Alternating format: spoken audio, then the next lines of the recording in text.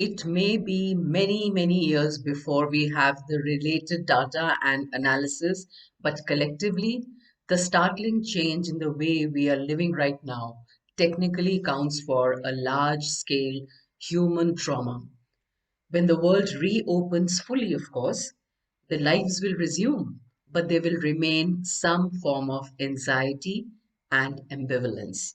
Open conversations, supportive environments, proactive interventions are expected to keep the odd minor challenge from becoming a life crisis.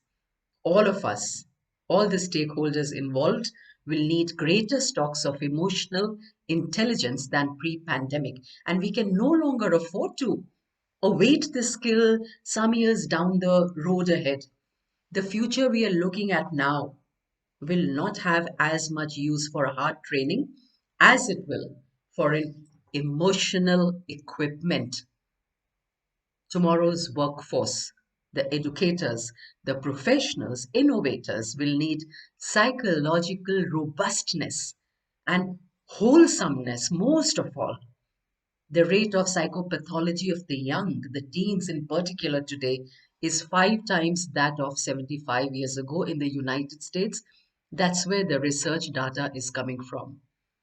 Lowered school achievement, unwanted pregnancies, binge drinking, use of marijuana, school violence, obesity, foggy misery. There's an overwhelming anxiety and at times acute depression during the school years.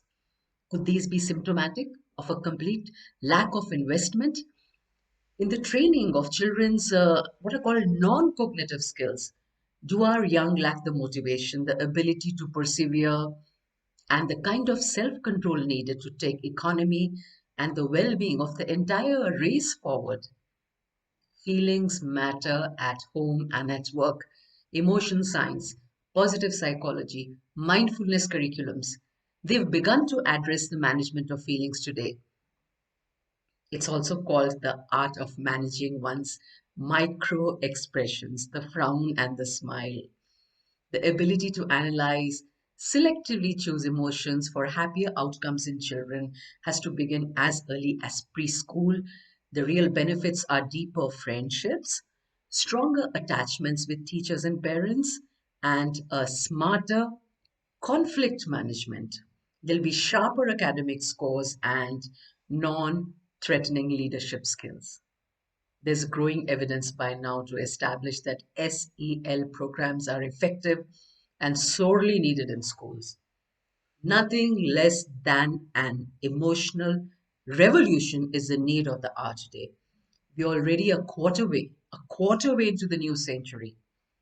Social and emotional skills are not soft, but the hardest we will need beginning now.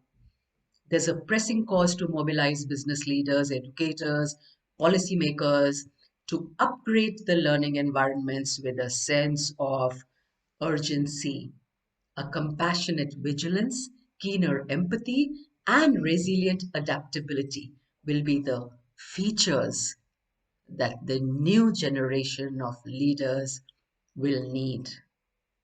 And beginning now, now, now.